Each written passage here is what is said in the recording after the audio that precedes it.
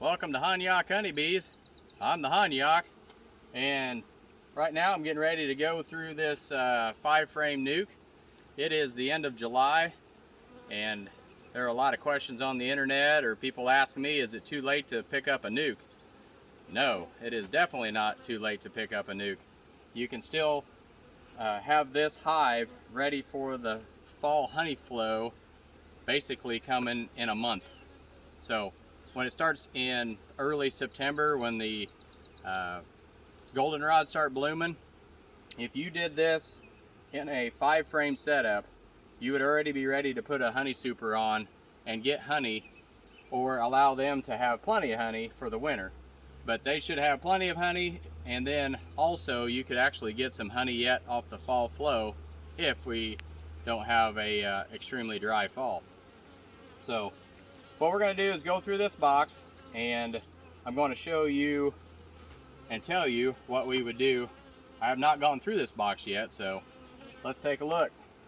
It is bearding out the front. It is hot out here today. It is in the 90s and very humid.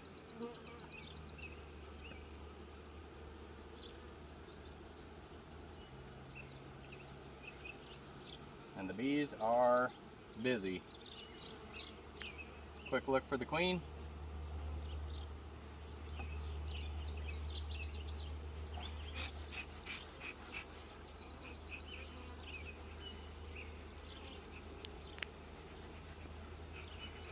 So if you purchased a nuke and you like to run 10-frame boxes, you would get this nuke and you would checkerboard it into the bottom box, and in about 2 to 3 weeks you'd be putting on the top box, the top brood box, and you'd be checkerboarding the bottom frames up to the top,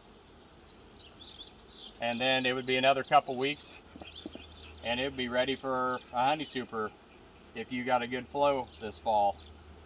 But what I'm telling you, if you want to get honey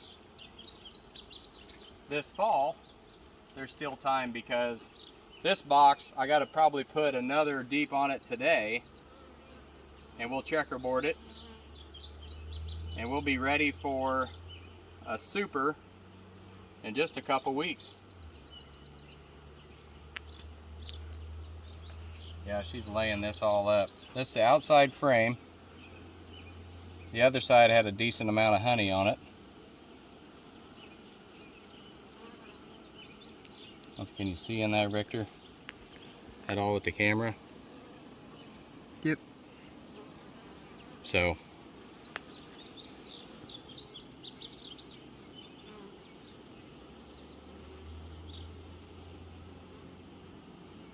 nice looking frame. Let's go ahead and set that over here for the top box.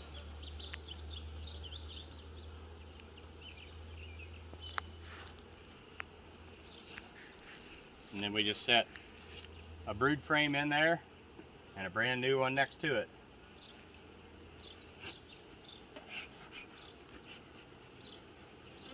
But go around the front, Victor, and show them how many bees are on the front of this box yet. If you bought a nuke off of us, you would get a bunch of bees.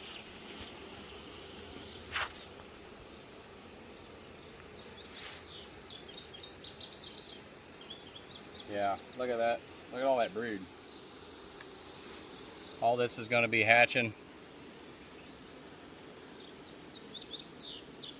and would be filling up any box you put that into. And we have a lot of nukes.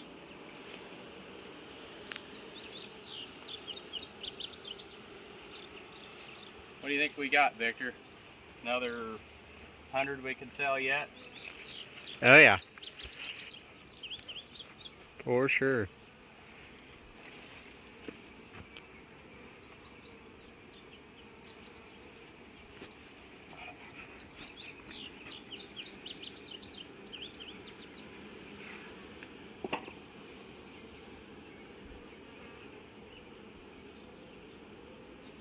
And if you come over to our apiary, we're going to show you what we do to be successful on overwintering our nucs here in Illinois. We actually overwinter in a deep 5-frame majority of the time, unless they just won't fit, then we'll add another deep on top. A lot of good food and pollen on that one. A lot of brood. That frame will help feed the bees so they expand even faster in your boxes.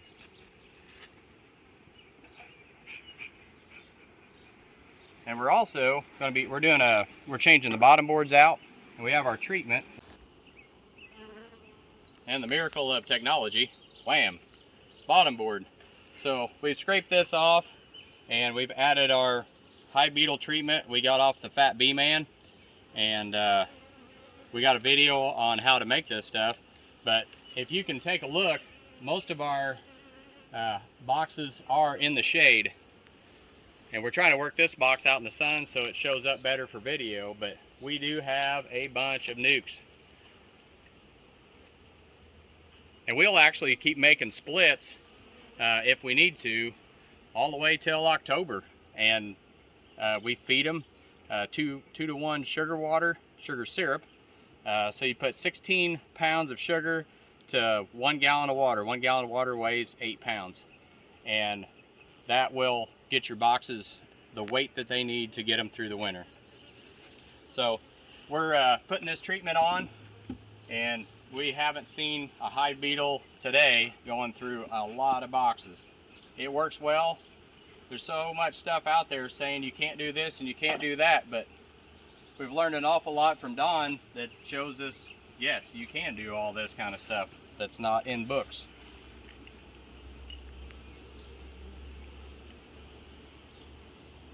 This one has hatched out, but she's backfilling it. She's laying it up. A little bit of nectar and stuff in there. Not much, but there's all eggs and larvae. Everything's in here, so if you can see all that, you should be able to see that. Does it show up, Beck? No, not really. Okay.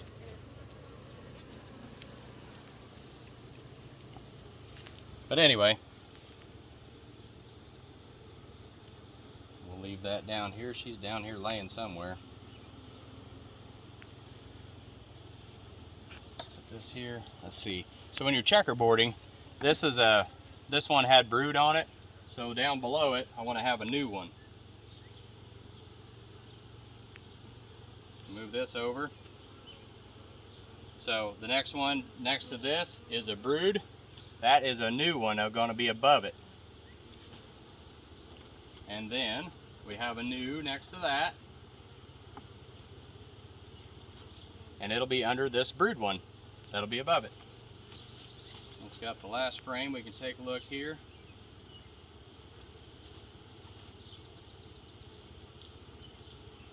The bees have still been bringing nectar in. Seems to be a nice flow. We got a pretty good rain the other day that has got the white clover going again, and they're really working it well.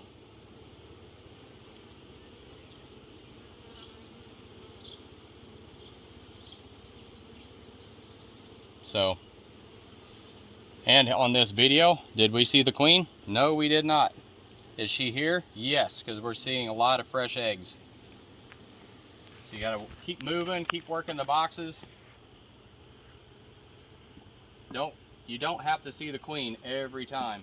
But when you buy a nuc from us, we will take you through the box. You will see all the brood, all the food, and you'll see your queen every time, or we'll get you a different box. So we're ready to place this on top. Let's see if they can kind of see what I'm doing here, Victor. Again. So come on up here, I'll show you. So up here on the top box, again to recap, here is a frame of brood over a new foundation, a new frame, and then you got a new frame over brood, brood over a new frame. So it's the checkerboard. That works very, very well this time of year. Now once it gets to be September, you're starting to get some cool nights, you don't necessarily want a checkerboard. I did that a few years ago. It got pretty cold and they were dragging the larvae out the front because you got chilled brood. It wasn't enough to cover all that. So, but this time of year, even in August, you're still plenty good for checkerboarding. But what you've got now, instead of just, we could have placed an empty box on top of everything here so they would move up. But that's kind of like a great big void above them. It works, but it works fairly slowly. So we checkerboard, and what that is now, this is an entire hive. This whole thing's a hive because you got brood, you got food, brood and food, but you got holes potpourried throughout this, and they fill up the frames that much faster. So literally in 2 weeks, maybe 3, you're going to be needing to already go ahead and put the medium on top for your honey super. So it requires 2 guys to pick all this stuff up because I didn't change out and do the bottom board when we change out this one here because the treatment's gone off of it, kind of wears off. But I think it's been on since what, April? So it lasts quite a while. Don't see any small hive beetles. I mean, we're supposed to have them like crazy and can't even control them under these trees, but we don't have problems with them with the treatment. It's a eucalyptus oil and Crisco and food coloring.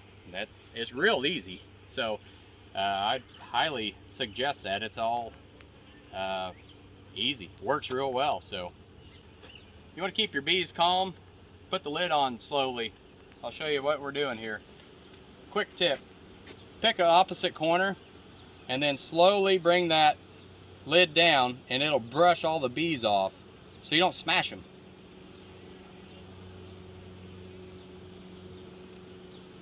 Didn't smash one. Yay, made sure. But when you just take a lid and you just flop it down and the bees are there, you might mash 50 bees. All those release a pheromone, that attack pheromone or whatever, and that box keeps getting meaner and meaner every time you work it.